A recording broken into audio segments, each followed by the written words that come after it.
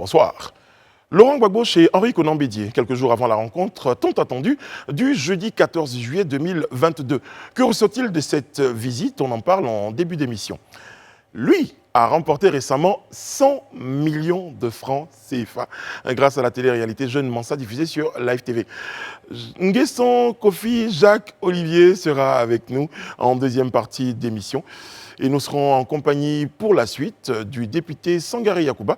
Lui, par contre, est porteur du projet sur la polygamie à l'Assemblée nationale de Côte d'Ivoire. Nous aurons également Bénédicte Otokoré sur ce plateau. Elle est membre de la Ligue ivoirienne des droits de la femme. Analyse pertinente et débat constructif. Ce qu'il faut retenir de l'actualité, c'est dans notre Live Talk.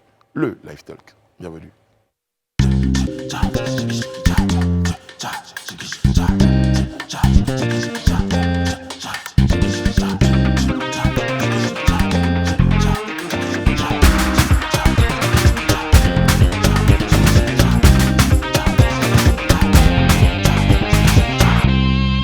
Oyez, oyez, nous sommes peut-être en deuxième division, mais on a le cœur au foot.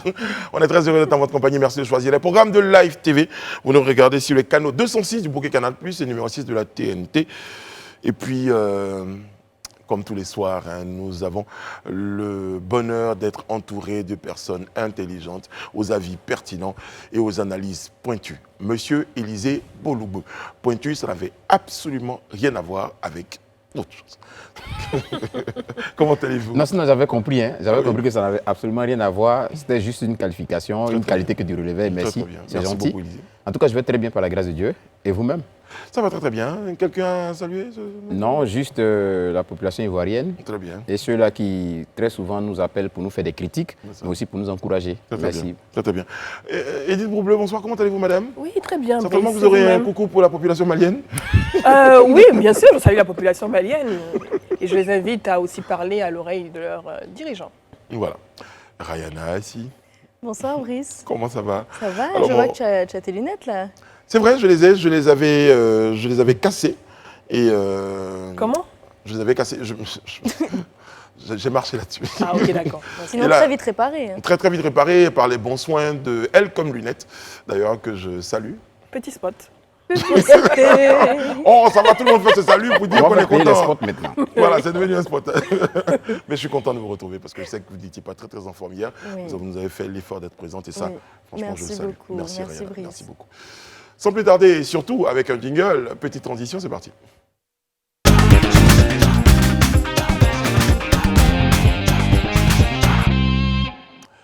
Le mardi 12 juillet dernier, les présidents Laurent Gbagbo et Henri Konan Bédié se sont rencontrés. Est-ce pour accorder leur violon avant la rencontre de demain avec le président Alassane Ouattara? Eh bien, on en parle.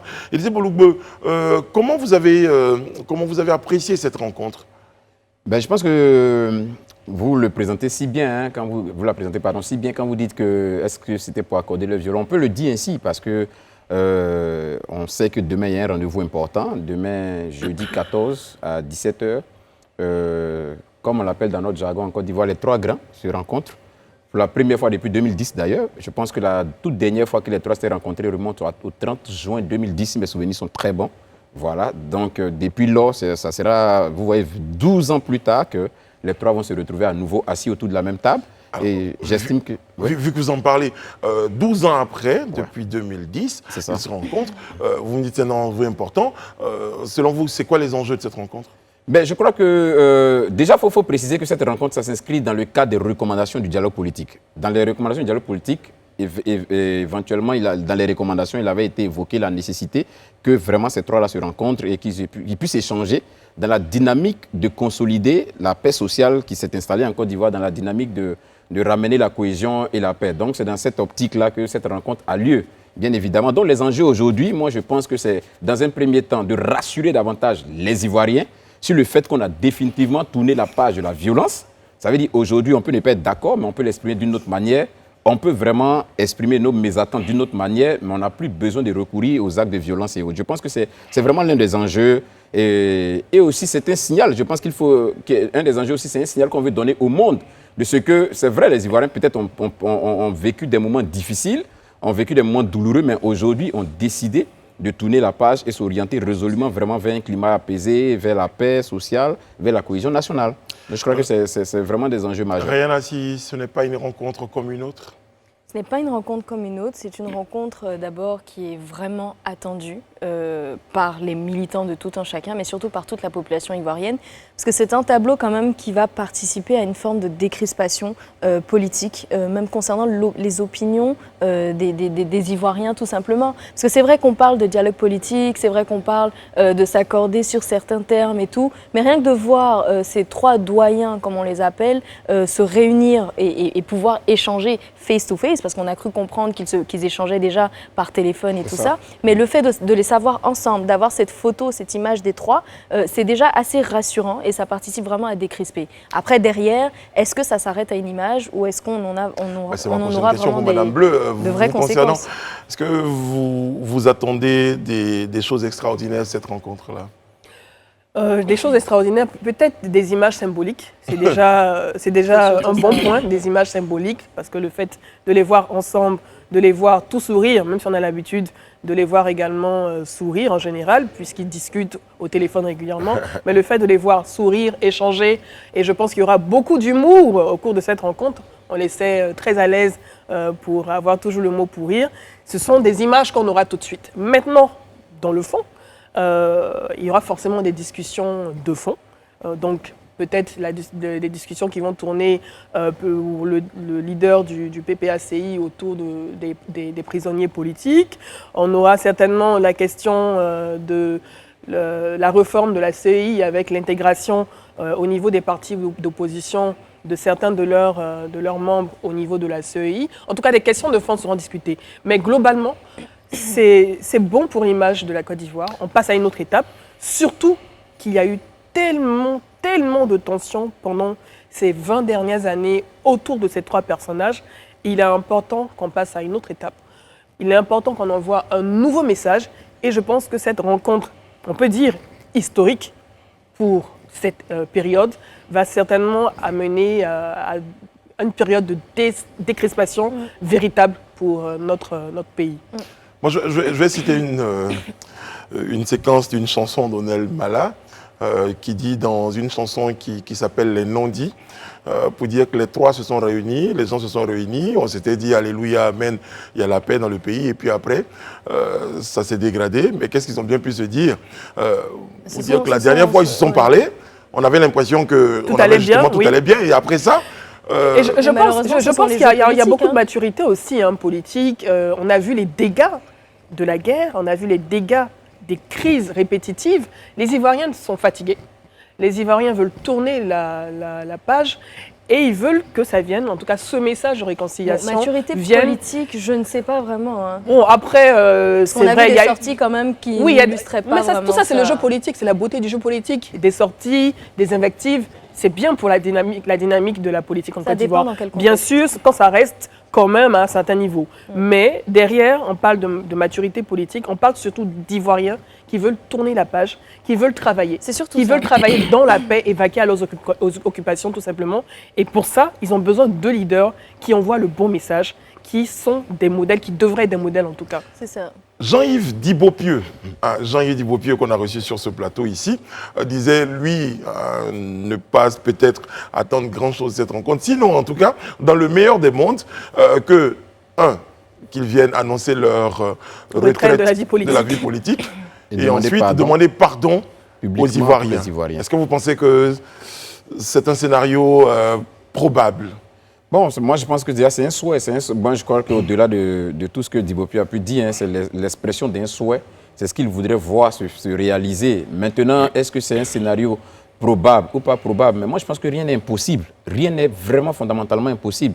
Rien n'est impossible. C'est vrai qu'aujourd'hui, les enjeux semblent être encore, surtout au niveau électoral, parce que jusqu'aujourd'hui, encore dans les différents QG, on ne compte que sur ceux-là. Quand tu regardes, tu entends les militants parler, et quand tu vois vraiment les cadres s'exprimer, vraiment, on compte encore sur ces doyens-là pour quelques semaines, pour quelques années encore. Oui, c'est ça. Voilà, donc, vous êtes gentil, les doyens, il y en a qui disent mais comme je le dis, vraiment, rien n'est impossible. Rien n'est impossible. Déjà, comme vous pouvez le dire, Edith, moi je salue déjà l'initiative, le fait déjà qu'ils se retrouvent et qu'ils essaient d'échanger, c'est déjà pour moi une très bonne chose. Ça veut dire que les Ivoiriens au-delà de ces 3 personnalités, comprennent que les enjeux aujourd'hui, comparés à 10 ans ou 15 ans en arrière, sont ailleurs.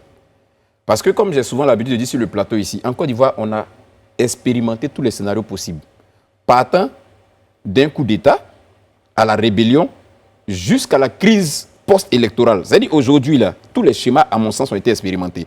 Et nous tous, on est bien à même d'avoir tiré les conclusions qu'en réalité, ce n'est pas la voie ou ce n'est pas l'issue qui nous est favorable. Et on n'a plus envie de revenir en arrière. Voilà, aujourd'hui, il faut qu'on tourne la page et qu'on aille de l'avant. Donc moi, j'attends aussi de cet échange-là qu'il y ait une forme, je dirais, d'engagement que va vraiment prendre ces 3 d'engagement. De sincérité surtout, de sincérité. Voilà, d'engagement vraiment pour parier sur l'avenir de la Côte d'Ivoire, mais avec des jeunes. Parce qu'aujourd'hui, l'enjeu, c'est ça. C'est-à-dire que des efforts ont été faits. Si aujourd'hui, d'autres nous félicitent, parce que ça fait 10 ans, on voit un peu les efforts qui ont été faits, mais ça, on a besoin de les consolider. Et on ne peut pas les consolider s'il n'y a pas de paix. Très bien. Rayana, si? Non, mais l'initiative en elle-même est clairement à saluer. Après, ce que moi je crains derrière l'image qu'on aura, bien qu'elle soit indispensable, c'est qu'on tombe dans une forme d'hypocrisie politique qu'on renvoie à la population. C'est-à-dire, on leur montre cette image donc, de la belle démocratie, de l'opposition et du gouvernement ensemble, etc. Mais que derrière, on soit encore avec des propos qui blessent, qui influencent dans le mauvais sens, ou des actions qui ne s'alignent pas forcément avec un contexte de dialogue politique et de volonté de décrispation. Donc il faut faire très attention à ça. Quand on voit comment Laurent Gbagbo et Henri Konan Bédié se sont rencontrés juste avant la rencontre avec Alassane Ouattara, on se dit que c'est surtout une rencontre très stratégique pour eux. Parce que ça va leur permettre de pouvoir négocier beaucoup de choses, de pouvoir en tout cas gagner un pas de proximité et puis parler dans leur d'une négociation. même voix peut-être. Parler d'une même voix en tant qu'opposition. Donc il faut faire très attention, en tout cas, à ne pas tomber dans cette hypocrisie-là, parce que c'est vrai qu'on parle de cette volonté de décrisper, j'y arrive, mais quand on voit certains propos qu'a pu tenir Laurent Gbagbo ou encore certains membres du PPACI tout dernièrement, c'était des propos d'opposants, certes, mais qui avaient des termes qui, dans un autre contexte, seraient passés, mais qui, dans le contexte actuel, sont parfois un peu forts. Donc je pense que c'est toute une dynamique, tout un état d'esprit qu'il faut avoir. Élisée? Moi, je pense qu'il y a quand même des précisions à faire sur cette rencontre. Et puis, si je dois la comparer par rapport à celle il y a 12 ans en arrière, celle il y a 12 ans en arrière était un peu à l'initiative des Nations Unies. Parce que vous savez bien le contexte dans lequel on était. Les élections étaient faites sous l'égide vraiment des Nations Unies. Donc, qui, dans le cadre d'aller dans le sens de l'apaisement, entreprenait un certain nombre d'initiatives, parmi lesquelles la rencontre des 3. Mais cette fois-ci, c'est une rencontre qui a été délibérément décidée des 3. Et si on dit que c'est à l'initiative du chef de l'État. Oui, bon, disons, quand je dis à l'initiative du chef de l'État, lui, il peut dire que je vais vous rencontrer, les autres peuvent dire que ça ne nous intéresse pas. Bien sûr. Voilà, donc quand je dis que c'est délibérément de la volonté des 3, c'est-à-dire quelque part, c'est vrai qu'il n'y a pas eu d'intervention extérieure. Accepté, oui. Voilà. Et si on veut s'appuyer sur ce qu'a dit le porte-parole du gouvernement, qui a bien voulu vraiment que les Ivoiriens l'intègrent, que les 3 se parlent régulièrement, on estime donc qu'ils ont eu le temps quand même d'évacuer un certain nombre de choses, peut-être au téléphone, mais aujourd'hui, on va s'asseoir et peut-être on va aller dans le fond sur certains sujets. C'est une réalité. Donc je me dis que c'est quelque chose qui, si vous voulez, en fait, c'est la face visible d'un iceberg. C'est-à-dire, depuis lors, à l'intérieur, on a préparé des choses, on a fait des revendications, on a apporté des réponses ici, on a dû certainement avoir des couacs sur certains sujets, il y a eu des intermédiations. Aujourd'hui, on veut montrer aux yeux de la nation que, conformément à la volonté des partis politiques de la société civile, à travers le dialogue politique, on n'est pas resté sourd à leur appel et on veut vraiment démontrer notre volonté et notre engagement dans le processus. C'est un message fort. À vous entendre, ce serait juste la photo de famille d'une rencontre ou, si vous voulez, d'échanges déjà qui se déroulent entre... Parce que mais moi, je pense qu'il y aura je ne suis pas sûr que ce soit demain là qu'ils vont je pense qu'il y aura peut-être non, la rencontre ne va même pas durer. On ne sait pas combien de... Peut-être qu'il y aura une déclaration commune. Oui, mais c'est-à-dire que ce n'est pas demain là. Oui, non, ce n'est pas demain que tout va se régler. C'est pas demain que tous les points vont se faire, même s'ils ont l'habitude de discuter ensemble, d'échanger régulièrement. Mais peut-être que demain, il y a d'autres qui seront... Voilà, peut-être que demain, on aura une déclaration commune. Pourquoi pas parler de réconciliation? Bon, Jean-Yves Djibopi a parlé de pardon sincère, on espère aussi entendre cela. Mais je pense que les Ivoiriens sont demandeurs. Les Ivoiriens sont demandeurs de ce type de rencontre. Les Ivoiriens ont des comptes à demander. Et bien sûr, après cette rencontre, peut-être qu'il y en aura d'autres.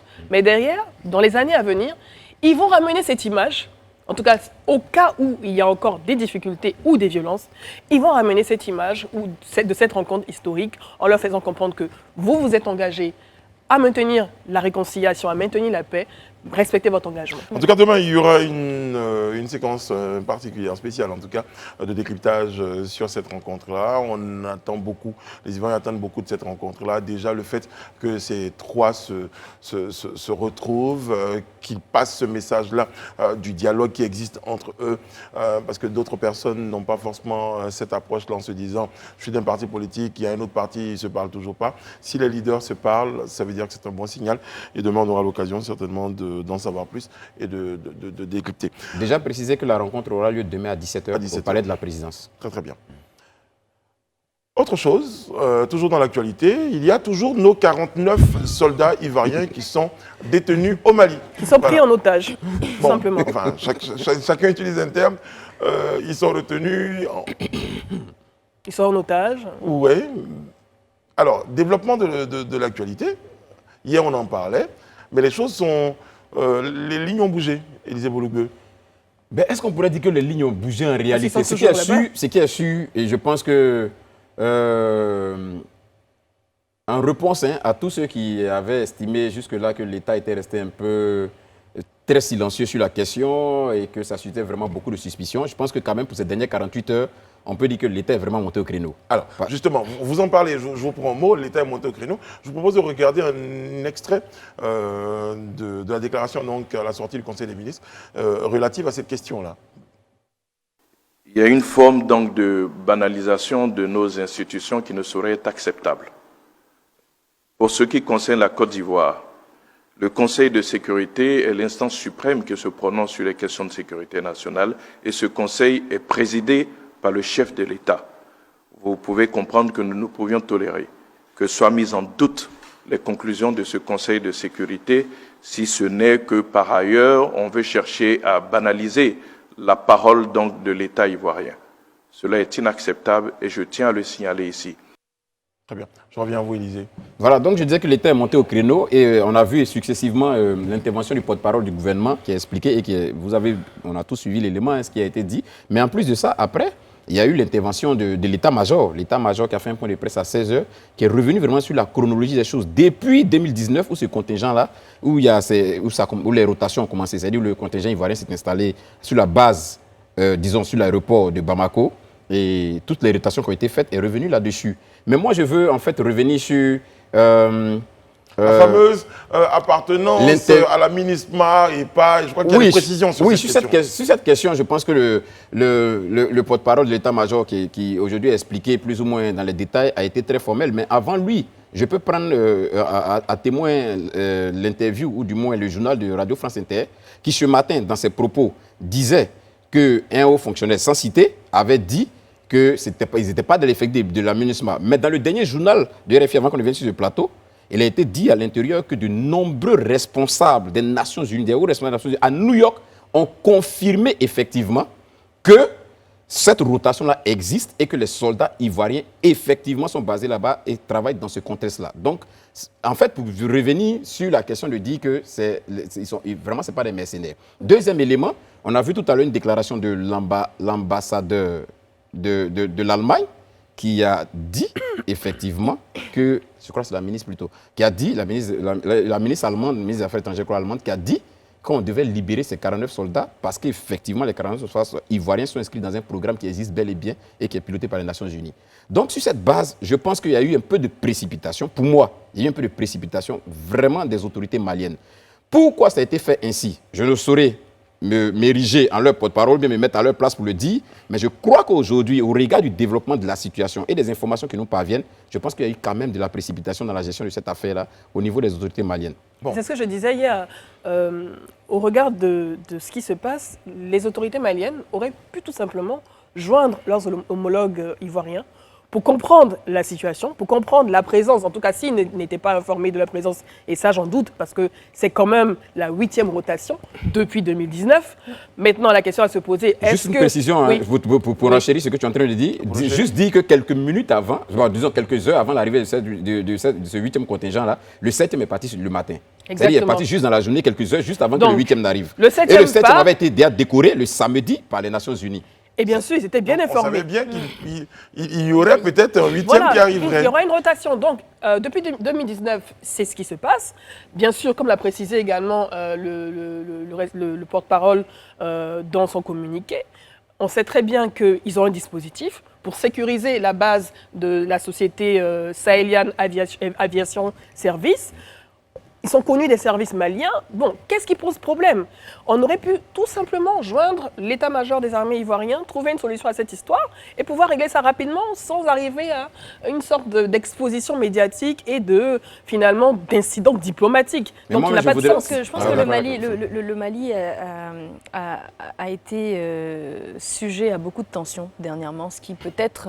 Les rend frileux. Voilà, les rend frileux. On peut comprendre que, on ne sait pas trop pourquoi, donc on prend des mesures. Déjà, au bord un peu de la paranoïa, parce que pour se précipiter comme ça, c'est surtout la paranoïa. Voilà, quand on regarde les termes qui ont été utilisés, mercenaires, etc., on est tout de suite sur des accusations qui peuvent même faire, pourquoi pas, l'objet de poursuites, hein, parce que finalement, sans preuve comme ça, on a des accusations qui sont faites comme les Ivoiriens.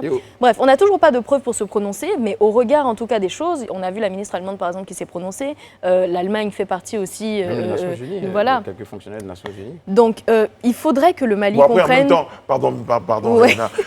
On parlait de ces fonctionnaires des Nations Unies. Il faut à un moment donné que les Nations Unies parlent d'une seule voix. Il y a un secrétaire général qui peut s'exprimer sur cette question. Ça suffit, les histoires de... Non, mais non, Brice, mais la Nations Unies sont exprimées parce que le porte-parole de la MINUSMA au Mali, M. Salgado, était très clair et formel pour dire que cette rotation existe depuis 2019. Mais d'où que certains fonctionnaires... En fait, l'explication de la présence de ce contingent, c'est qu'ils sont là pour un contrat de service partagé. Donc, il y a un mémorandum qui a été, ce qu'on appelle MOU, qui a été signé avec la Sahelian Aviation Service et dont l'objectif, en fait, pour les soldats ivoiriens, de sécuriser cette base pour le compte de la MINUSMA, du contingent allemand. De toute façon, quand on voit les différentes déclarations qui ont été faites récemment, on comprend très bien qu'il y a une logique, en tout cas, concernant la présence de ces Ivoiriens sur le territoire malien. Et il n'y a pas de question de mercenaires, etc. Ce que le Mali doit comprendre aujourd'hui, c'est que le Mali gagnerait plus à être proche de ses pays frères, de ses pays frontaliers, notamment sur les plans sécuritaires et les plans de défense, que de se chercher des ennemis. Après la question à se poser, c'est de savoir si finalement le Mali est peut-être dans ce zèle souverainiste, je pourrais dire ça, j'espère que c'est le bon terme. Mais ça ne marche pas. Finalement, peut-être pourquoi pas, pour récupérer le contrat de service partagé que la Côte d'Ivoire a depuis 2019. J'avoue que c'est une interprétation. Avec le contingent allemand. Spéculation, madame. Spéculation, et je suis d'accord avec cette spéculation. Très bien. Une chose est sûre, le Mali peut être dans une position de doute par rapport à la présence de ces militaires. Mais je pense qu'aujourd'hui, avec tous les éléments, avec les différents éléments qui sont en train d'être apportés pour éclaircir, pour rendre plus claire la position des soldats ivoiriens au Mali, ils peuvent aujourd'hui, objectivement, ils ont tous les éléments finalement pour pouvoir libérer. Mais on attend quand même un communiqué avec des termes tout aussi prononcés sur... Pour l'instant, on exige la libération. On souhaite la libération. On n'exige pas, on n'a pas les moyens ni la force. Mais en tout cas, on souhaite la libération de ces soldats-là parce que de plus en plus, les éléments sont en train de confirmer qu'effectivement, ils y étaient sous mandat des Nations Unies, et ainsi de suite. En tout cas, tous les éléments. Chose est sûre, pour les familles de ces soldats, on souhaite donc la libération de leurs parents. Et puis que surtout, les relations entre la Côte d'Ivoire et le Mali n'en pâtissent pas. Et bien au contraire, que cette situation-là nous rappelle que nous sommes tous frères. Nous sommes africains de l'Ouest et tous frères. Voilà. Sur ce, on va recevoir quelqu'un, lui, en ce moment, qui a 100 millions de francs CFA. Il est l'heureux gagnant de la deuxième saison du programme Jeux du Mansa. On accueille ensemble Nguessan Kofi Jacques Olivier sur notre plateau ce soir exceptionnellement. Merci. Olivier est avec nous. Bravo, Olivier. Bravo. Alors, Olivier, c'est votre deuxième passage sur ce... Bonsoir, comment ça va? Ça va bien, Voilà, très très bien, vous avez 100 millions. On va- Tu vas le répéter à chaque Moi, fois. mes applaudissements sont intéressés. Hein. J'applaudis rarement, donc quand j'applaudis... C'est la deuxième fois qu'on vous reçoit sur ce plateau. Effectivement. On se souvient que vous étiez sur notre plateau en tant que jeune, je dis quoi, jeune inventeur, entrepreneur. Et vous avez un projet, vous aviez à l'époque un projet. Oui. D'accord, et c'est ce projet-là qui a été primé. Effectivement. Parlez-nous un peu de ce projet. Alors le projet, il s'agissait, lorsque j'étais sur le plateau, il s'agissait de présenter en gros l'entreprise que je dirige, qui est très grossie, qui a 3 départements. Donc j'ai présenté les 3 départements. Et depuis 2012, on travaille sur ces 3 projets. Et pour cette année, on s'est préparé, on a décidé de présenter un seul département au concours Jeune Mansa. Le projet s'agissait de transformer les feuilles d'ananas en cuir pour venir au secours des animaux qui sont en train de disparaître, qui, selon le Fonds mondial pour la nature, la Terre a perdu 60% de ces animaux. L'une des causes, c'est l'utilisation abusive de la peau de ces animaux-là pour faire le cuir. Et la Côte d'Ivoire qui a perdu plus de 90% de sa forêt, et qui dit forêt dit animal. S'il n'y a pas de forêt, c'est qu'il n'y a plus d'animaux. Et donc, on a décidé, tous les 3 départements viennent, on va dire en gros, lutter contre la déforestation et la disparition de la biodiversité. Alors, on va retenir ce que Mme Bleu certainement s'apprête à dire, c'est que vous nous dites aujourd'hui qu'on peut transformer la peau d'ananas, les feuilles d'ananas en cuir. En cuir. Pourquoi j'ai dit peau d'ailleurs? En cuir, en tissu et en mèche. En mèche. Et en mèche. Ouais. Oh, Non, c'est pas des mèches. Ouais, mais c'est pas des oui, mèches. ça. Désolé. Le déboîtier était formel. Vous arrivez à faire ça? Exactement. J'avais voulu apporter, mais malheureusement, ce n'est pas arrivé à temps. Oui. Et donc, j'ai pas. Mais déjà, pour le concours Jeune Mansa, on a eu le temps de présenter le produit. Et le produit, il est vendu depuis 2000. Le premier prototype, on l'a fait depuis le 22 février 2016, qui est exporté d'ailleurs à 99%, on va dire. C'est seulement cette année qu'on a pu prendre 4 commandes en Côte d'Ivoire. Et quelles sont vos ambitions Vous avez 100 millions concours? maintenant, Vous avez c'est 100 ça, millions, vous avez l'argent maintenant pour développer votre business, pour faire monter à l'échelle. C'est quoi vos ambitions? Les ambitions, c'est de retourner tout, parce que le cuir, c'est un produit de luxe. Et ceux qui utilisent le cuir, ce sont des gens qui sont des personnes nantis. Et donc aujourd'hui, l'objectif, c'est de retourner tous les regards en ce qui concerne le cuir de qualité ultra supérieure vers la Côte d'Ivoire. Parce que déjà, on s'est donné pour mission de... Aujourd'hui, nous sommes les seuls en Afrique qui transforment les feuilles d'ananas. Okay. Et donc, aujourd'hui, l'objectif avec les 100 millions, lorsqu'on s'est lancé au concours, l'année passée, on a eu vent du concours, mais on n'était pas prêt. Et vu l'équipe, vu l'entourage et tout, on n'était pas prêt. Et donc, on s'est préparé, on a suivi l'émission, on a visionné toute l'émission. Et cette année, on s'est dit, bon, nous sommes prêts à participer à... Vous avez fait comme un entraîneur qui visionne tous les matchs. Mais en fait, moi, j'ai un peu suivi le parcours, justement, de cet entrepreneur dans Jeune Mansa. Il y a quelques épisodes que je n'ai pas regardés, mais il y avait une certaine constance. Et ce que je veux demander, c'est que quand j'ai lu votre publication sur Facebook aujourd'hui, vous parliez de 10 ans pendant lesquels votre équipe a marché seule. Oui. Et comme si c'était aujourd'hui, finalement, que vous aviez récolté ces fruits-là. Mais comment vous expliquez qu'on n'ait pas eu tout ce engouement depuis tout ce temps? Est-ce que vous communiquiez? Qu'est-ce qui faisait faille? Est-ce que vous alliez vers la recherche de financement ou pas du tout? Exactement, on a fait plusieurs démarches vers le financement. Depuis, effectivement, ça fait 2012 et 2012 qu'on a commencé. On a travaillé sur ce projet avec une équipe depuis tout ce temps, même si au cours du chemin, certains se sont retirés, mais j'ai travaillé avec une équipe. Ça le fait mal. Depuis toutes ces années, nous avons travaillé sur ce projet. Nous avons essayé, c'est un projet qui n'est pas ordinaire. Mais qu'est-ce qui faisait défaut lorsque vous recherchez le financement? Parce que c'est le côté technique du projet. Parce que déjà, je ne vais pas citer des noms de banques, on a fait plusieurs banques et on avait reçu des techniciens sur le terrain qui devaient quand même comprendre le processus. Mais ce qui ressortait... Ils n'avaient pas toutes les garanties? Les banques n'avaient pas peut-être toutes les garanties à l'époque? Qu'est-ce qui ressortait? Je ne sais pas. Ce qui ressortait, c'est qu'ils ne maîtrisaient pas les contours, en fait, parce que c'est une plutôt technique. Et nous, au niveau de la communication, on a essayé de ne pas communiquer parce qu'on se disait que c'était de la communication gratuite.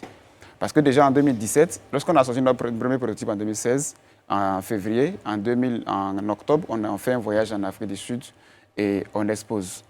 Et lors de l'exposition, c'est là qu'on reçoit une organisation à notre stand qui décide de nous acheter des machines sans garantie.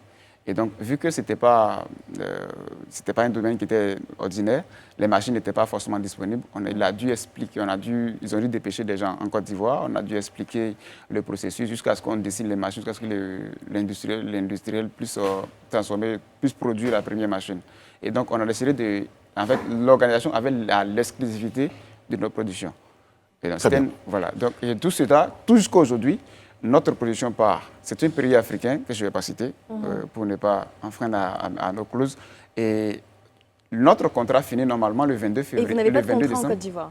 Non, pas du tout. Okay. Notre contrat finit le 22 février 2022. Et donc, c'est pour cela qu'on a décidé de se lancer à Jeune Mansa pour que déjà on puisse avoir un financement, nous acheter nous-mêmes nos machines, pour qu'on puisse vendre notre produit à qui on veut et faire ce qu'on veut avec notre produit. Élisée? Ouais, moi, je suis bien intéressé de savoir. Tout à l'heure, vous avez parlé de technique et tout ça. Non, on ne comprend pas. Moi, je suis assis, je suis vraiment bleu. Comment avec la feuille. Ouais, bon. En plus, c'est ma belle-sœur. Comment avec des feuilles d'ananas, on arrive à transformer ces feuilles d'ananas en cuir, compote et même en mèche? Est-ce que vous pouvez juste nous expliquer cette technicité-là de la façon la plus basique? Le pire, c'est le tissu. Voilà, le tissu, vraiment de façon basique, pour qu'au moins le citoyen comprenne et qu'on ait un peu une idée. Peut-être que justement, moi, je suis comme ces banquiers-là, je n'arrive pas vraiment à comprendre. Est-ce que vous pouvez m'expliquer juste un peu succinctement pour qu'on puisse voir? La différence avec eux, qu'ils ont été sur notre site et ils ont vu comment est-ce que la chose se fait. Les feuilles d'ananas, pas la peau. La confusion, c'est les feuilles d'ananas. Les feuilles, c'est celles qui sont vertes là, c'est ça? Au-dessus là, ok. Et nous, on se charge de décaper ce qui est vert là-dessus et de récupérer les fibres à l'intérieur. Et ces fibres-là, déjà, sortent sous forme de mèche. Très bien. En tout cas, il y a beaucoup de détails. Il faut suivre l'émission, il faut suivre Jeune Mansa. Ce serait bien de s'intéresser à l'aventure Jeune Mansa aussi. Voilà. Parce que 100 millions, merci beaucoup. Et c'est une très belle production. En tout cas, on voulait dire merci également donc, à la banque Mansa, donc, qui accepte justement, Mansa Bank, qui accepte donc d'accompagner des initiatives. Et donc, on tenait ce soir-là donc à vous célébrer. Hein, vous féliciter sur ce plateau. Bravo, vraiment bravo. Alors, on vous donne rendez-vous dans quelques mois, dans quelques années. Et puis, on espère que ces 100 millions seront utilisés à bon escient. C'est pourquoi. Nous sommes préparés pour ça. Voilà, parce qu'il y en a. Enfin, avec de la création d'emplois. Oui, exactement. Bravo. Voilà. Enfin, vous avez déjà eu Brice. Les mains de Pilate. Donc vous les aurez. Je crois qu'il y a une cérémonie, mais déjà félicitations. Des personnes ont cru. Et je ne sais pas si je vous avais dit depuis le début de ce rendez-vous, mais à partir de cet instant, je suis votre voisin, j'habite juste à côté. C'est la fin de la première partie de ce talk, qu'on marque une courte pause, on se retrouve derrière. À tout de suite.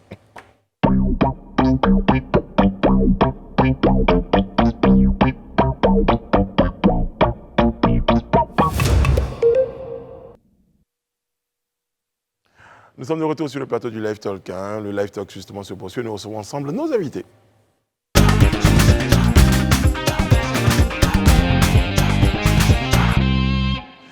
Le député de Koumassi, l'honorable Sangaré Yakouba et Bénédicte Otokore, membres de la Ligue ivoirienne des droits de la femme, nous ont rejoints sur ce plateau.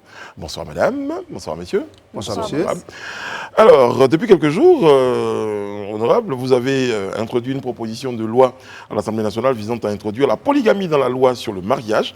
Une sortie qui continue de faire beaucoup de vagues. Alors, de toute façon, pour nos téléspectateurs, de façon résumée, que dit cette loi, cette proposition en tout cas? Merci monsieur de nous donner l'opportunité d'expliquer à la face de la Côte d'Ivoire et succinctement le contenu de notre proposition de loi. Cette proposition de loi est partie d'un constat que j'ai fait depuis beaucoup d'années. L'idée a germé en 2014. À l'époque, j'avais une voisine à l'Assemblée nationale qui était la première à me dire le drame qui est à côté de nous, qu'on voit tous les jours. Nous sommes députés, notre responsabilité est engagée. Pensons-y. Alors, j'étais chargé à l'époque par elle de travailler sur l'exposé des motifs et elle allait porter la loi en tant que femme. Malheureusement, on a eu tellement de contingences, on n'a pas pu le faire et elle est partie de l'Assemblée nationale. Elle est toujours parlementaire, bien sûr, elle est au Sénat. Moi, je me suis dit, le drame, j'ai été alerté, je l'ai vu et donc je ne peux pas rester les bras croisés. Donc, j'ai continué à travailler jusqu'à aboutir à la proposition de loi. Alors, de quoi s'agit-il? Le premier constat, nous avons une loi depuis 1964 sur la monogamie. Malheureusement, cette loi n'a jamais été respectée par personne et personne n'a été sanctionné. Ça veut dire quoi? Ça veut dire que la loi n'est pas adaptée à la société. Si elle n'est pas respectée, il y a un problème. Le voleur, quand il vole, il est sanctionné, il va en prison. Le vendeur de drogue, quand on le prend, il va en prison. Mais celui qui viole la loi sur la monogamie n'est pas sanctionné. Donc ça veut dire que la société accepte qu'on fasse autre chose que la monogamie. Comment on viole la loi sur la monogamie? Le viol de la loi sur la monogamie est que les gens vivent dans des couples polygames, au vu et au su de toute la société. Ça s'est fait dans toutes les couches de notre société. Ça s'est fait dans toutes les régions de la Côte d'Ivoire. Ça s'est fait dans toutes les ethnies de la Côte d'Ivoire. Personne n'échappe. Quand on dit polygamie, quand vous parlez de viol de la loi, est-ce que vous faites référence à l'infidélité? Parce que vu qu'on est dans un régime... à l'adultère. Vous savez... Vu qu'on est dans un régime monogamique, il s'agit pas donc de ça. forcément, si on ne respecte pas ce régime, on est sous le coup de l'adultère, tout simplement. Non, il ne s'agit pas de ça. Regardons notre réalité en face. Ne faisons pas de... Il y a la réalité, il y a la loi que vous votez, vous les députés. Justement, c'est pour ça que je vote la loi. Vous voyez qu'il y a la dot en Côte d'Ivoire. Dans certaines sociétés, la dot n'existe pas. Ça ne veut rien dire dans certaines sociétés, notamment en Occident. Chez nous, la dot existe. Quand vous partez dans un village, vous payez la dot sous l'arbre à palabre. Au vieux, il dit, on a pris la dot, notre fille est désormais votre femme. Mieux, quand vous partez dans une mosquée, les imams sont réunis, vous payez la dot. On vous donne la femme, c'est votre femme. Chez nous, dans la société, cette femme est condamnée comme votre femme. La loi dit que ce n'est pas votre femme. Vous voyez la difficulté. Donc, les gens qui vivent dans les foyers polygamiques sont, au vu de la société, en mariage. C'est la loi qui les empêche d'être femmes, mari et femme. Mais la société les reconnaît comme telles. Ils ont 2 femmes, ils ont 3 femmes, acceptées par les familles, par la société dans laquelle ils vivent, reconnues comme telles. Quand madame sort, on dit c'est madame X. On la respecte en tant que madame X. Mais c'est la loi qui ne veut pas qu'elle soit madame X. Mais honorable, est-ce que vous pensez que parce que les gens le voient, c'est vu au-dessus de tout le monde, on doit légiférer là-dessus et légaliser? Je prends un exemple simple. Oui. Parce que là, vous allez me donner votre position. D'accord. On est en Côte d'Ivoire, on a nos mœurs. Mais vous savez que l'homosexualité existe en Côte d'Ivoire, qu'il y a des gens qui le pratiquent. Et on voit, on sait. Est-ce que pour autant, on doit faire une loi pour pouvoir légiférer là-dessus? Je vais vous mettre à l'aise. La constitution ivoirienne est notre boussole. C'est ça. Nous devons être attachés, scotchés à notre constitution. C'est ça. Tant que vous n'êtes pas en contradiction avec la constitution, vous êtes à l'aise. La loi fondamentale de notre pays dit, dans son préambule, nous, peuple de Côte d'Ivoire, réaffirmons notre attachement au respect de nos valeurs culturelles, spirituelles et morales. Dites-moi quelle est la société ivoirienne dans laquelle l'homosexualité est une valeur culturelle, spirituelle ou morale. Il n'y en a pas. Mais dans toutes les sociétés ivoiriennes, dans toutes les régions, je vous mets au défi, dans toutes les régions de la Côte d'Ivoire, la polygamie est une valeur culturelle. Il n'y a pas un seul peuple de Côte d'Ivoire où la monogamie est la règle de base. Ça n'existe pas. Mais quand vous dites ça, honorable, je sais que vous vous apprêtez à réagir, Bénédicte. Je reviens à vous là maintenant d'ailleurs. Comment vous appréciez les propos de l'honorable? Déjà, moi j'ai une question. Je n'ai pas pris connaissance de la proposition de loi en entier. Donc j'aimerais savoir, dans la polygamie dont vous parlez, il s'agit de toute la polygamie ou il s'agit de la polygynie? Je crois que j'ai été clair. Je n'ai jamais prononcé le mot polygynie sur ce plateau. D'accord. La polygamie est un terme générique qui renferme naturellement la polygynie et la polyandrie. D'accord. Moi, j'ai dit. Donc, dans votre proposition de loi, il s'agit de laisser les femmes épouser plusieurs hommes et les hommes épouser plusieurs femmes? À partir du moment où votre comportement est conforme à la Constitution qui dit que nous devons respecter nos valeurs culturelles. Si dans une société de la Côte d'Ivoire, une femme marie 10 hommes, si c'est une pratique culturelle dans un peuple de Côte d'Ivoire, vas-y. Mais vous savez que l'excision est une pratique culturelle dans beaucoup de peuples de Côte d'Ivoire, oui. Mais c'est interdit par la loi.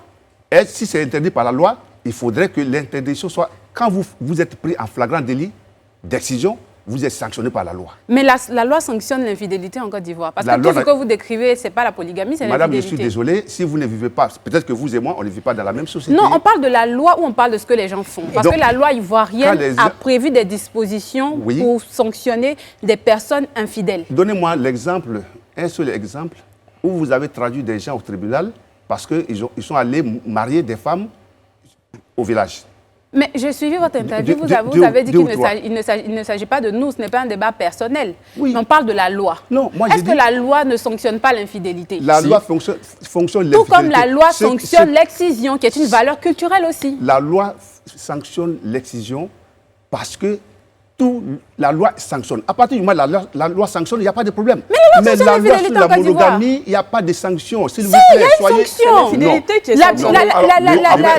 La polygamie est légale en Côte d'Ivoire. Si vous êtes marié, si vous vous mariez légalement à 2 femmes, vous êtes en train d'enfreindre la loi et vous êtes passé de poursuite. Vous avez déjà vu quelqu'un puni pour ça? Je ne suis pas statisticienne.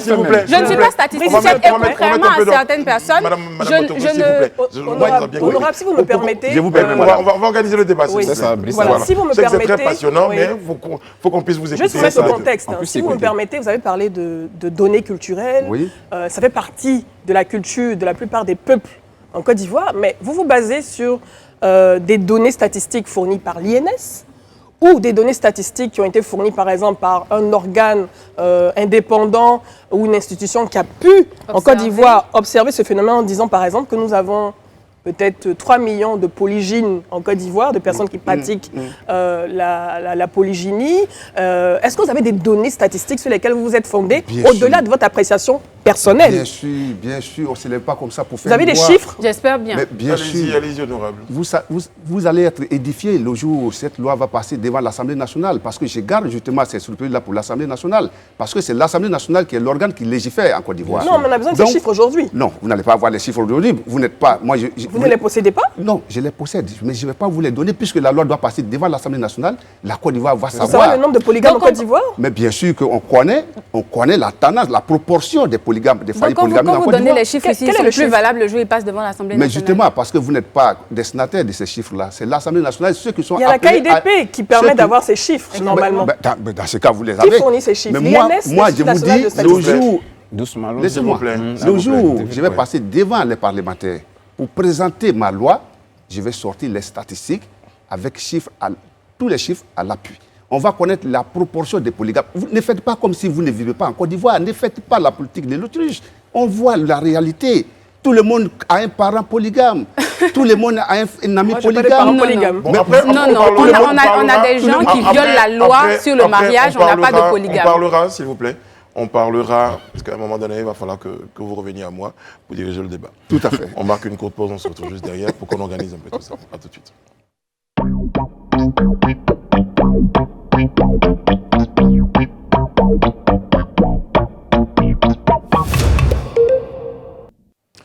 Nous sommes de retour sur le plateau du Live Talk pour la deuxième partie de notre entretien avec nos invités. Eh bien, l'honorable Sangaré Yacouba, il est député, et Bénédicte Otokore, membre de la Ligue des droits des femmes. On parle de polygamie ce soir sur ce plateau-là, à la faveur donc, de cette proposition de loi que vous entendez présenter donc, à l'Assemblée nationale sur la polygamie. Bon, je reviens, avant qu'on le poursuive et permettre à Élisée d'intervenir, qu'on définisse exactement, selon vous, honorable, c'est que c'est que la polygamie. C'est-à-dire qu'à un moment donné, M. Élisée Bolobeu, qui est ici, est marié. Oui, légalement d'ailleurs. Légalement marié. Aujourd'hui, votre proposition de loi entend-elle lui permettre de pouvoir avoir une deuxième épouse légalement? Ou bien, s'il est marié... Voilà, s'il est marié légalement et qu'il va faire une dot quelque part à Goïtafla, est-ce qu'il n'est... Comment ça se présente selon vous? Si ma proposition de loi passe et que mon cher frère veut se marier à une deuxième femme, il suffit qu'ils se mettent d'accord avec son épouse, sa première épouse. S'ils sont d'accord, le mariage, c'est exactement un contrat. C'est un contrat entre des individus. S'ils sont d'accord pour passer à ce régime, ils font le choix. Si c'est un premier mariage, le jour où vous partez devant l'officier d'état civil, vous déclinez votre choix. Ça s'est fait dans d'autres pays. Nous, on ne va pas inventer la roue. En plus, quand vous partez vous marier, vous posez la question, communauté des biens ou séparation des biens. Vous choisissez, mais vous n'imposez pas, vous mettez d'accord avant de le faire. La polygamie dont il s'agit ici, optionnelle, c'est de ça qu'il s'agit. Personne n'est obligé d'être polygame. Même si la loi passe, il y a des gens, même les communautés dont la religion accepte même la polygamie, mais il y a plein de monogames dedans. Est-ce que madame... Donc, ce n'est pas, Ce c'est que pas la madame loi disait qui va- tout à l'heure, je reviens à vous, madame. Oui, Vous disiez dans le cadre de la loi, aujourd'hui, ce qui est autorisé, c'est un mariage légal. Ce qui est reconnu par la loi ivoirienne, c'est un mariage devant l'officier de l'État civil. Exactement. Et justement, si vous vous présentez aujourd'hui, de toute façon, quand vous vous mariez, je connais bien la procédure, on vous demande est-ce que vous n'avez pas déjà effectué un mariage quelque part. Exactement. Allez-y, madame. Donc, ce que l'honorable ici appelle polygamie, ce n'est pas de la polygamie. Déjà, si vous n'êtes pas marié légalement 2 fois, c'est-à-dire si vous ne faites pas de la bigamie, vous êtes monogame. Parce que le seul mariage qui est reconnu en Côte d'Ivoire, c'est le mariage légal. Les mariages coutumiers ou les mariages de fait en griffe, c'est juste de l'infidélité quand on est déjà marié. Première chose. Seconde chose, il a parlé de la Constitution. Il faut rester attaché à la Constitution en parlant de valeurs culturelles et sociales et tout. J'aimerais rappeler que la Constitution scelle l'égalité entre les hommes et les femmes en son article 30.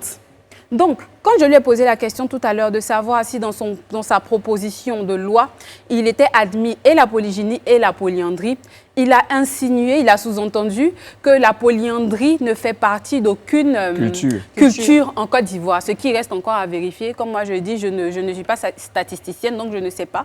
Mais ce que je sais, c'est qu'il y a beaucoup de choses qui sont culturelles en Côte d'Ivoire et qui, parce que nous sommes en train d'évoluer, parce que les droits de l'homme évoluent, parce que la Constitution ivoirienne, dans son préambule, reconnaît les droits de la Déclaration universelle des droits de l'homme, on se départit de certaines cultures parce qu'on évolue. Donc on ne peut pas dire que juste parce que c'est culturel, ce qui n'est même pas forcément vrai, parce que l'Afrique n'a pas commencé au moment de l'esclavage, au moment de la colonisation. Il y a eu une Afrique bien avant ça, qui, je ne suis pas certaine, était forcément polygame.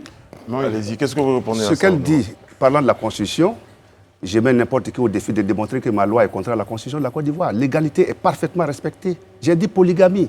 Allez regarder le Robert, ce n'est pas moi qui l'ai écrit.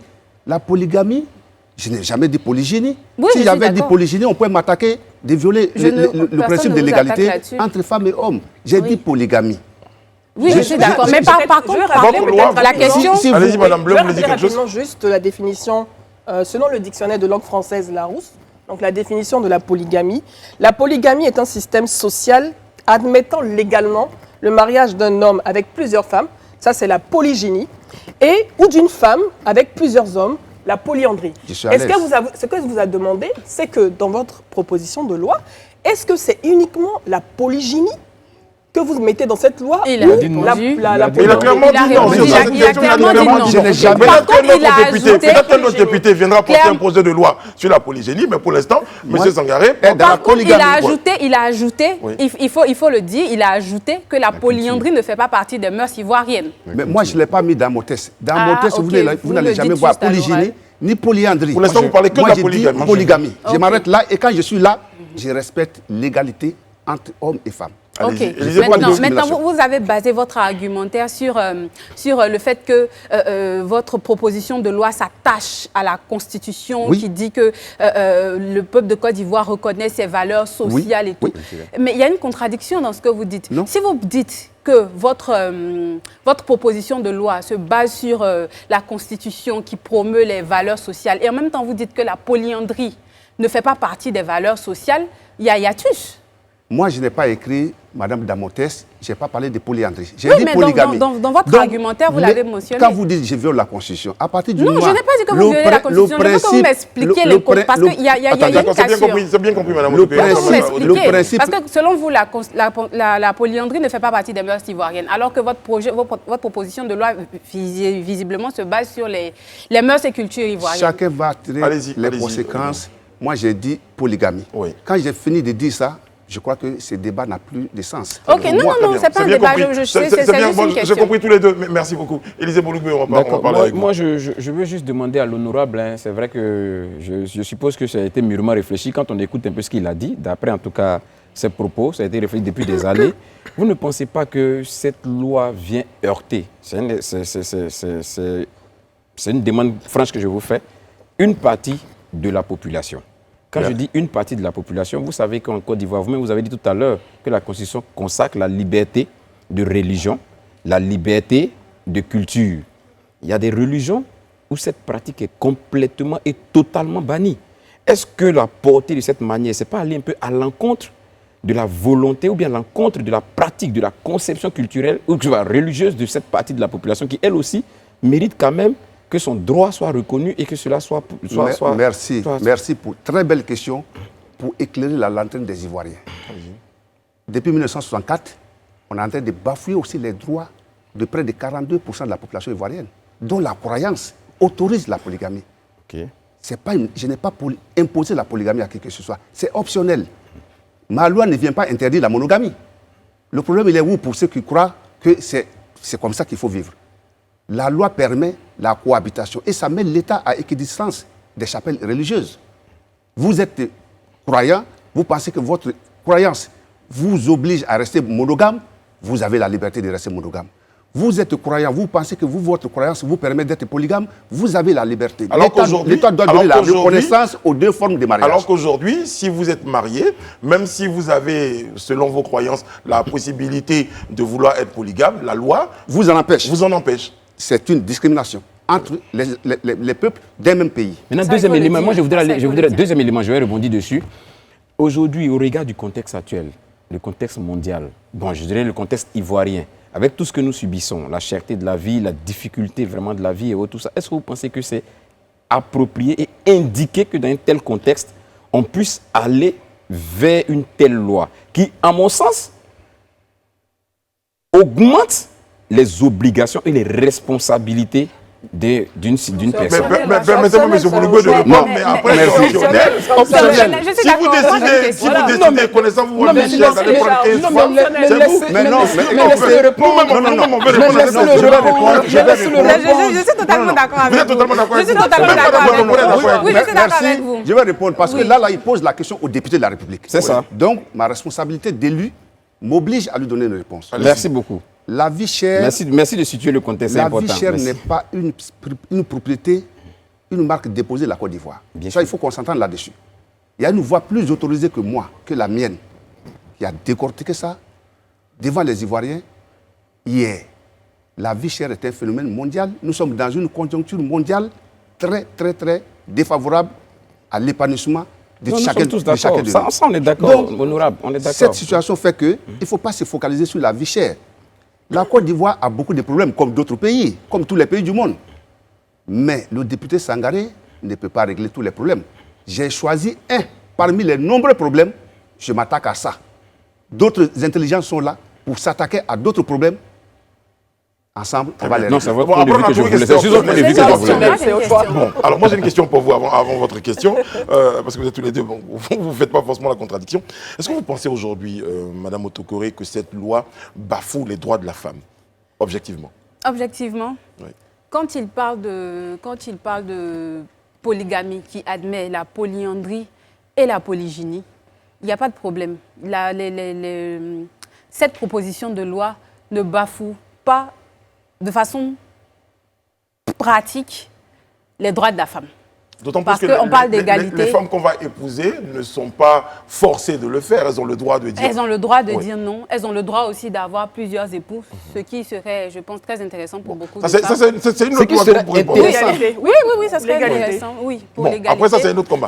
Mais par contre, pour en venir à ça, j'ai une question pour pour l'honorable. Je sais compter sur votre rigueur dans votre démarche et je suis sûre qu'au-delà des chiffres de foyers d'hommes polygames ou de femmes polygames, de foyers polygames que vous avez pu avoir, vous avez pu aussi avoir d'autres chiffres sur, par exemple, l'équilibre de ces familles polygames-là. Moi, la question que je me pose aujourd'hui, la polygamie aujourd'hui est dans l'intérêt de qui ? De l'homme, de la femme ou des enfants, ou bien les enfants, on n'y pense pas, ou bien... Est-ce qu'il y a des bénéfices? Est-ce qu'il y a des bénéfices? Quand on sait également que beaucoup de familles polygames, enfin, qui n'étaient pas encore autorisées dans beaucoup de familles... Exactement. C'est optionnel. Oui, c'est optionnel. Et est-ce qu'aujourd'hui, je pense que la famille est une cellule, est la cellule même la plus importante de la société. Et tout ce qui est art et tout ce qui est bénéfice qui a un impact sur la société part de la famille. Donc j'aimerais savoir, au-delà de dire qu'on observe ça, au-delà de dire que c'est quelque chose qui est inhérent à la culture ivoirienne, est-ce qu'on sait avoir des chiffres aujourd'hui qui nous disent, ou bien des témoignages de personnes qui ont grandi dans des foyers? entre griffes polygames qui nous disent « c'était bien, j'ai adoré, j'aimerais le refaire, c'était bien comme mon Très papa bien. avait plusieurs Alors là, il faut femmes. qu'on aille à la question. Est-ce que c'est dans l'intérêt, est-ce D'accord. que la polygamie C'est compris. aujourd'hui, Merci. c'est dans l'intérêt des enfants, des femmes, D'accord. ou bien je- c'est juste Voilà, pour à la deuxième minute, satisfaire on avait la des question. Voilà, j'ai bien pulsions, j'ai bien compris votre question. Et vous voulez des exemples, des témoignages de personnes? Non, des chiffres. Oui, si vous non, avez non, des si chiffres vous dans avez- ce- vous voulez des dans ce témoignages de domaine-là. personnes, Peut-être des- je suis Répondez comme vous voulez la question. Je Voilà. suis comment on Allez-y. appelle les, Un témoin témoin vivant. vivant qui est devant vous. Mon père avait 3 femmes. Je ne suis pas déséquilibré. Pourtant, dans ma famille, il n'y a pas de déséquilibré. Nous avons fait des études parfaitement. Nous sommes arrivés là où nous sommes arrivés et avec une très bonne éducation.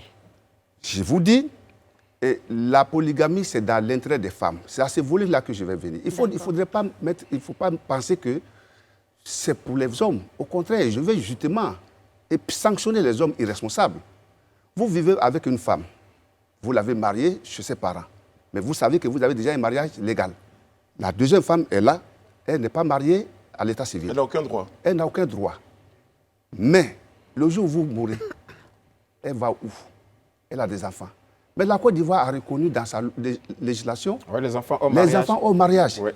On veut manger le fruit, l'arbre qui donne le fruit, on ne veut pas voir cet arbre-là. Mais- Ce n'est pas normal. Non, J'arrive, j'arrive. Nous avons vu des gens ici qui ont divorcé leurs femmes, avec lesquelles ils sont restés peut-être 20, 25 ans, parce qu'ils veulent marier une deuxième femme. Comme la loi ne les permet pas, et que bon, ils ont une certaine position dans la société, ils ne peuvent pas s'accommoder du concubinage, ils vont renvoyer la première. Mais la femme n'est pas un meuble de maison qu'on met dehors quand on veut acheter un nouveau meuble. Je suis S'il vous plaît. Dans ces cas-là, cette femme qui a peut-être 45 à 50 ans, elle va se marier à qui? Elle ne sera jamais première femme de quelqu'un parce qu'elle ne trouvera pas quelqu'un de libre qui va accepter de la prendre à cet âge-là. Ah bon? Oui. Ah, Donc, d'accord. non seulement elle va vivre un drame personnel, mais les enfants issus de ce genre de situations, ce sont les enfants qu'on va retrouver dans la rue, qu'on va appeler microbes. D'accord. Donc, contrairement à ce que les gens pensent, les femmes souffrent. Il faut respecter les femmes. Moi, je les respecte. Moi, ma suppléante est femme. Ce n'est pas un homme qui me supplée à l'Assemblée nationale. Ma suppléante, c'est une suppléante. Donc, la femme a de la valeur. Personne n'aimerait que ça... J'ai entendu votre organisation dire il n'y a pas de polygame en Côte d'Ivoire, il n'y a que des hommes qui ont des maîtresses. Mais vous allez aimer que vos sœurs restent maîtresses à vie? S'il vous plaît, Mais c'est pensez son- à les c'est son sécuriser. choix. Pensez Mais- à leur donner la sécurité. Pardon. Mais je peux... l'argument peut être revu dans un autre sens. Non, hein. demain, là. Ça peut être revu dans alors, un vous sens. avez- Dans l'autre sens. Mais Vous avez, la- vous avez la 30 secondes. polygamie- Oui, 30 secondes chacun, j'insiste là-dessus. Oui, parce qu'après, je oui, vous ça arrête. va qui faire parle. mot par Madame. mois. Ok. La polygamie ne va pas régler la question de l'infidélité. Même dans les pays où il y a la polygamie, les gens ont encore d'autres femmes qui ne marient, qui n'épousent jamais, avec qui ils ont des enfants. Ça veut dire que ils sont faux. Et à partir Donc de quand on cet est instant, faux, cette personne- quand on est faux, même si la loi Nous- nous permet d'être polygame, si on veut être faux, on continue d'être nous, faux. en Donc tant la que question, responsables, nous, donc en tant que responsables, légaliser nous, on la a le droit, polygamie le devoir ne va pas de changer. normaliser, de moraliser la vie Non, dans ça notre ne va pas pays. Nous, on va responsabiliser donner les une gens. prime, on ne va pas Très donner bien, une prime à Ça la ne va pas débauche. responsabiliser Bon, les gens. alors C'est ce j'avais que dit vous 30 voulez faire secondes, j'avais dit pourtant. 30 secondes pour vous. Élisée, 30 secondes également. Ok, moi c'est l'argumentaire. Je pourrais le prendre dans un autre sens. Là, Allez-y. quand vous l'avez développé, effectivement, Oui. on le verrait pour une femme qui est dehors. C'est-à-dire à qui on a fait des enfants, à qui on a entretenu, mais on ne voit pas celle qui est dans la maison. Celle qui est dans la maison peut, elle, à son niveau aussi, considérer quelque part Oui. que pour service rendu et autres, tout ça n'a pas été suffisamment rétribué Oui. au point où on fait la part belle à quelqu'un d'autre qui est dehors. Mais est-ce qu'on pensait qu'on fait la part belle? Pourquoi vous dites qu'on fait la part belle? Justement, Non, son raisonnement tient la route. Mais je vous donne la réponse. Allons-y. Ce n'est pas de façon unilatérale qu'on fait la polygamie. Ok. Le mariage est un contrat. Si tous les intervenants sont d'accord sur les termes du contrat... Donc, faut avoir mais l'avis, en fait, de celle qui est de la première, en Vous fait. signez le contrat. Mais vous ne pouvez pas aller ramasser une femme comme ça pour venir rentrer dans la maison dans votre maison, alors qu'il y a une autre femme qui est là. C'est Exactement. des arrangements entre les couples. Vous voyez, dans certaines civilisations occidentales, les gens vivent, comment on appelle, ensemble. Ils se font les passes. Voilà, les amis se C'est font... les ménages à Les trois. conjoints, ouais, Voilà. ouais, ouais. Ça n'existe pas chez nous. Il faut quand même qu'on ait de la morale. Si nous, en tant que décideurs, en tant qu'hommes qui fait la loi, si nous, on n'est pas capable de légiférer pour moraliser notre société, on aura failli à notre mission. Non, on la aura, polygamie on aura, ne va dé- pas moraliser on aura qui que ce déçu soit. Une chose- le peuple qui nous a fait confiance. Une chose est sûre, honorable, vous allez présenter donc votre... il est propre, vous allez... vous Je l'ai déjà présenter. je l'ai déjà déposé. Et donc, du coup, la prochaine étape, ça sera... La loi, quand elle est déposée, il y a plusieurs étapes. Moi, j'ai saisi le président de l'Assemblée nationale officiellement D'accord. pour avoir déposé ma proposition. Le président de l'Assemblée nationale va passer ça à la conférence des présidents pour voir la recevabilité. Si c'est recevable, Le président de l'Assemblée nationale va envoyer, il va écrire au président de la République et lui envoyer, qui à son tour va envoyer au Conseil constitutionnel, qui va regarder la conformité avec la Constitution. Si je ne suis pas en déphasage avec la Constitution, ce dont vous croyez en fait. Absolument. Ça va revenir au président, qui va le renvoyer au président de l'Assemblée nationale, qui va donner la loi à une commission, la commission des affaires générales et institutionnelles. À ce moment-là, la loi sera programmée et je viendrai devant mes collègues pour défendre la loi. Et si en commission c'est voté oui, ça va aller en plénière avec le rapport de la commission. Ce jour-là, moi, je ne serai pas là. Je serai dans la salle, mais je ne serai pas sur le banc des commissaires.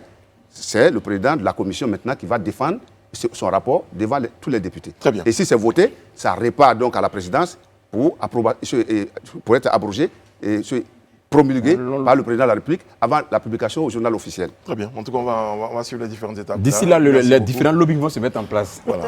Élisée Bologbo, merci beaucoup. Merci beaucoup, Madame Otokore. Merci beaucoup d'avoir été en notre compagnie, Madame Bleu.